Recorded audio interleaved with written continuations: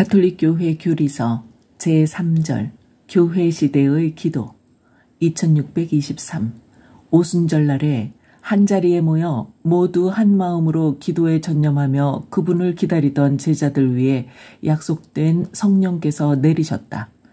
교회를 가르치시고 예수님께서 말씀하신 모든 것을 기억하게 하시는 성령께서는 또한 교회가 기도 생활로 성장하게 하신다. 24. 예루살렘의 첫 공동체 안에서 믿는 이들은 사도들의 가르침을 받고 친교를 이루며 빵을 떼어 나누고 기도하는 일에 전념하였다. 이는 교회가 드리는 기도의 전형적인 모습이다. 곧 사도들의 신앙의 근거를 두고 사랑으로서 그 진실성이 입증되는 교회의 기도는 성체 성사로서 양육된다. 25. 이 기도들은 무엇보다도 우선 신자들이 성경에서 듣고 읽는 것들이다. 그렇지만 신자들은 성경에 나오는 기도들, 특별히 시편의 기도들이 그리스도 안에서 실현된 것을 근거로 하여 이 시편들을 현재 상황에 따라 새롭게 이해하고 자기 것으로 삼아 바친다. 기도하는 교회에게 그리스도를 상기시켜 주시는 성령께서는 또한 교회를 온전한 진리로 인도하신다. 그리고 성령께서는 교회 생활과 성사와 교회의 사명 수행에 작용하는 그리스도의 헤아릴 수 없는 신비를 표현하게 될 새로운 기도문들이 생겨나게 하신다.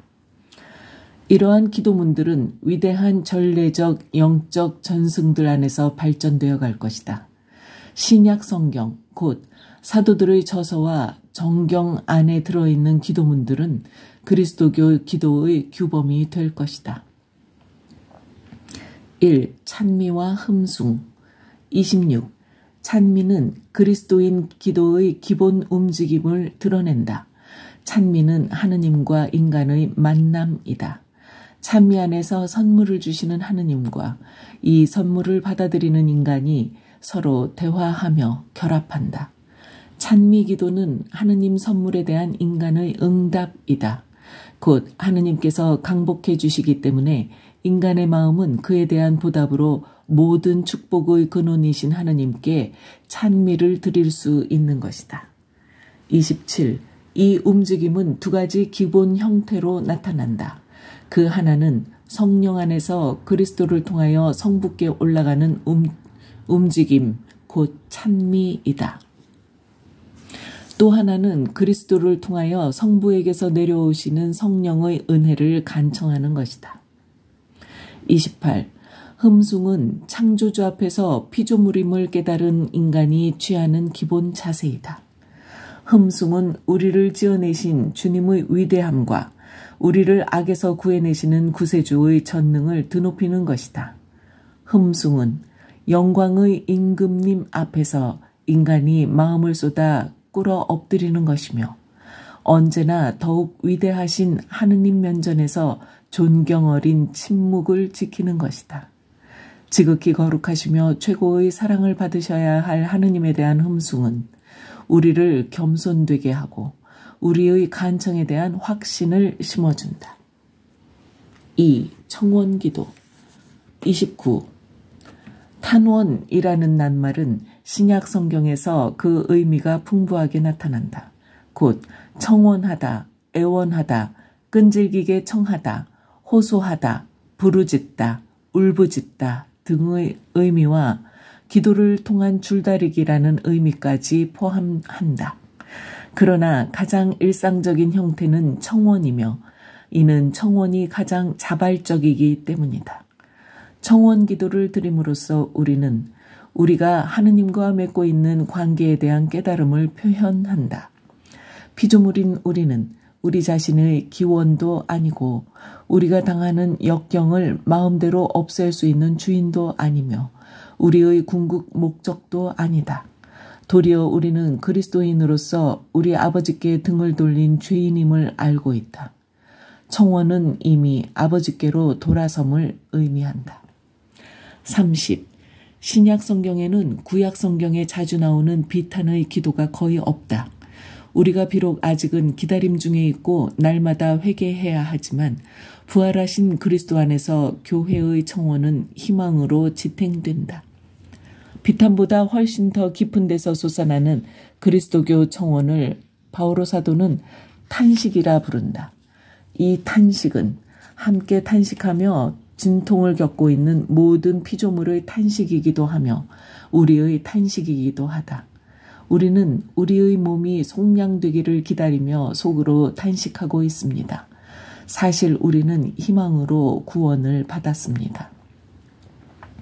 끝으로 이 탄식은 바로 나약한 우리를 도와주시고 우리는 올바른 방식으로 기도할 줄 모르지만 몸소 말로 다 할 수 없이 탄식하시며 우리를 대신하여 간구해 주시는 성령의 탄식이다. 30일 용서를 청함은 청원 기도의 첫 단계이다. 용서를 청함은 올바르고 순수한 기도의 전제 조건이다. 겸손하고 신뢰심을 가져야만 우리는 아버지신 하느님과 그분의 아들 예수 그리스도와 친교를 맺고 타인들과도 친교를 나누어 다시 빛 가운데에서 살 수 있는 것이다. 그리하여 우리는 우리가 청하는 것은 다 그분에게서 받게 된다. 용서를 청함은 개인이 드리는 기도에서 그러하듯이 성찬 전례에 앞서 이루어져야 할 행동이다. 32. 그리스도인의 청원은 예수님의 가르침에 따라 다가오고 있는 하느님 나라를 바라고 찾는 것에 집중된다. 청원에는 순서가 있다. 먼저 하느님 나라를 청하고 다음에는 하느님 나라를 맞이하고 그 나라의 도래에 협력하기 위해서 필요한 것들을 청해야 한다. 그리스도와 성령께서 맡으신 임무에 대하여 그와 같이 협력하는 것은 이제 교회의 사명으로서 사도 공동체가 이 협력 문제를 기도의 주체로 삼고 있다. 참으로 출중한 사도인 바오로 사도의 기도는 모든 교회에 관한 숭고한 염려가 그리스도인 기도의 중요한 동기가 되어야 한다는 것을 깨닫게 해준다. 세례받은 모든 사람은 기도를 통하여 하느님 나라의 도래를 위해서 노력해야 하는 것이다. 이렇게 하여 33. 이렇게 하여 구원을 가져다주는 하느님 사랑에 참여하게 될 때 우리는 필요한 모든 것이 청원의 대상이 될 수 있음을 이해하게 된다. 모든 사람을 속량하려고 모든 것을 떠맡으신 그리스도께서는 우리가 그분의 이름으로 아버지께 드리는 청원을 통하여 영광을 받으신다. 이러한 확신에서 야고보와 바오로 사도는 언제나 기도하라고 우리에게 권고한다. 3. 전구 34. 전구는 우리의 기도를 예수님의 기도와 매우 흡사하게 해주는 청원 기도의 하나이다. 예수님께서는 모든 사람을 위해 특히 죄인들을 위해 하느님께 기도드리는 전구자이시다. 따라서 그분께서는 당신을 통하여 하느님께 나아가는 사람들을 언제나 구원하실 수 있습니다. 그분께서는 늘 살아계시어 그들을 위하여 빌어주십니다. 성령께서도 친히 우리를 대신하여 간구해 주십니다. 35. 다른 사람을 위하여 청원하는 전구는 아브라함 이래로 자비로우신 하느님과 일치된 인간 마음의 특징이다. 교회 시대에 와서 그리스도인의 전구는 그리스도의 기도에 참여하는 것이며 성인들의 통공을 표현하는 것이다. 전구에서 기도하는 이는 자기 것만 돌보지 말고 남의 것도 돌보며 자신에게 해를 끼치는 사람을 위해서까지 기도한다. 36. 초기 그리스도교 공동체들은 이런 형태의 나눔을 철저히 실천하였다. 바오로 사도는 그렇게 기도하는 공동체들을 그의 복음 선포 직무에 참여시키면서도 그들을 위하여 전구한다. 그리스도인의 전구에는 한계가 없다. 모든 사람을 위하여 임금들과 높은 지위에 있는 모든 사람을 위하여 박해하는 사람들을 위하여 복음을 거부하는 사람들의 구원을 위하여 간구한다. 4. 감사기도 37. 감사 행위는 교회의 기도를 특징 짓는다. 교회는 감사의 제사인 성찬례를 거행하여 자신의 정체를 더욱더 분명하게 드러내고 자신의 본질에 한층 더 가까워진다. 그리스도께서는 과연 구원 사업을 통해서 창조된 만물을 죄와 죽음에서 해방시켜 그것을 다시 거룩하게 하시고 아버지의 영광을 위하여 아버지께 돌아서게 하신다. 지체가 드리는 감사 행위는 그 머리의 감사 행위에 참여한다. 38. 모든 사건과 모든 필요는 청원 기도의 동기가 될 수 있는 것처럼 감사 기도의 동기가 될 수 있다. 바오로 사도의 편지는 흔히 감사로 시작하고 감사로 끝맺으며 또한 감사의 대목에서는 언제나 주 예수님이 언급되고 있다. 모든 일에 감사하십시오. 이것이 그리스도 예수님 안에서 살아가는 여러분에게 바라시는 하느님의 뜻입니다. 기도에 전념하십시오. 감사하는 마음으로 기도하면서 깨어 있으십시오. 5. 찬양 기도 39. 찬양은 하느님께서 진정 하느님이심을 한결 더 직접적으로 인정하는 기도의 형태이다. 찬양은 하느님이시기 때문에 하느님을 기리는 것이다. 또한 하느님께서 행하시는 일 때문이 아니라 하느님이시기에 그분께 영광을 드리는 것이다. 찬양은 영광 중에 하느님을 뵙기 전에 믿음 안에서 그분을 사랑하는 깨끗한 마음을 지닌 사람들이 누리는 참 행복에 참여하는 것이다. 성령께서는 이 찬양을 통하여 우리의 정신과 일치하시어 우리가 하느님의 자녀임을 증언하시며 그 외아들을 증언하신다. 그 외아들 안에서 우리가 양자로 받아들여지고 그 외아들을 통해서 우리가 성부께 영광을 드리는 것이다. 찬양은 기도의 다른 형태들을 통합하여 만물의 근원이시며 목표이신 그분께 인도한다. 우리에게는 하느님 아버지 한 분이 계실 뿐입니다. 모든 것이 그분에게서 나왔고 우리는 그분을 향하여 나아갑니다. 40. 루카 성인은 그의 복음서에서 그리스도께서 행하신 놀라운 일들 앞에서 터져나온 감탄과 찬양에 대해 자주 언급하며 사도행전에 기술되어 있는 성령의 행적에 관한 감탄과 찬양에 대해서도 또한 강조한다. 그것은 예루살렘 공동체의 생활, 베드로와 요한이 안진뱅이를 고쳐준 일, 그것을 보고 하느님을 찬양하는 군중들, 기뻐하며 주님의 말씀을 찬양하는 피시디아의 이방인들의 경우이다. 41. 시편과 찬미가와 영가로 서로 화답하고 마음으로 주님께 노래하며 그분을 찬양하십시오.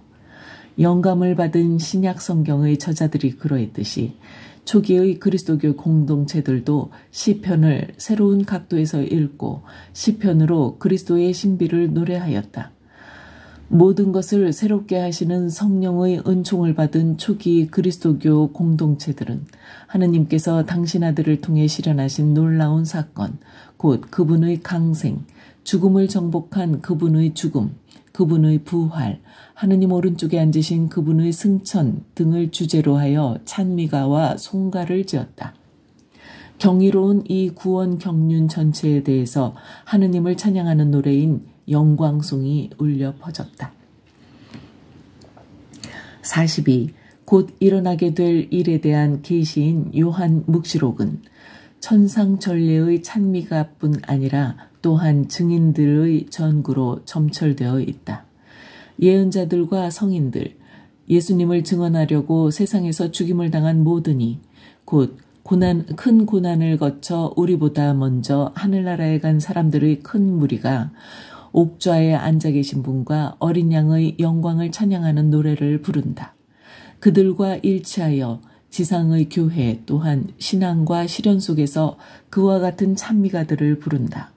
신앙은 청원과 전구를 통하여 절망 속에서도 희망하고 모든 완전한 은사를 내려주시는 빛의 아버지께 감사를 드린다. 이처럼 신앙은 순수한 찬미이다. 44. 성찬예는 모든 형태의 기도를 포함하며 드러낸다. 성찬예는 그리스도의 몸 전체를 하느님 이름의 영광을 위하여 정결한 제물로 봉헌하는 것이다. 동방과 서방의 전통에 따르면 성찬예는 찬미의 제사이다. 간추림 44.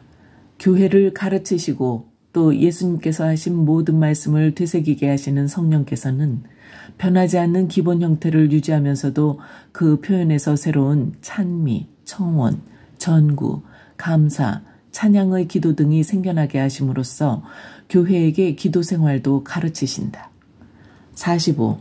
하느님께서 인간에게 복을 내려주셨기에 인간은 그 보답으로 모든 복의 원천이신 분께 찬미를 드릴 수 있다. 46. 청원 기도의 목표는 용서와 하느님 나라에 대한 추구 그리고 필요한 모든 것을 청하는 것이다. 47. 전구는 다른 사람을 위하여 청원하는 것이다. 전구에는 한계가 없으며 원수들을 위해서도 전구한다. 48. 모든 기쁨과 모든 슬픔, 모든 사건과 모든 필요가 다 감사를 드리게 하는 동기가 될 수 있으니 그리스도의 감사기도에 참여하게 해주는 이 감사 행위는 전 생애에 걸쳐 해야 할 것이다. 모든 일에 감사하십시오. 49. 이해관계를 완전히 초월한 찬양기도는 하느님께 향한다. 찬양은 단순히 하느님께서 하느님이시기에 그분을 기리는 것이며 하느님께서 하시는 일 때문이 아니라 하느님이시기에 그분께 영광을 드리는 것이다. 찬미 예수님.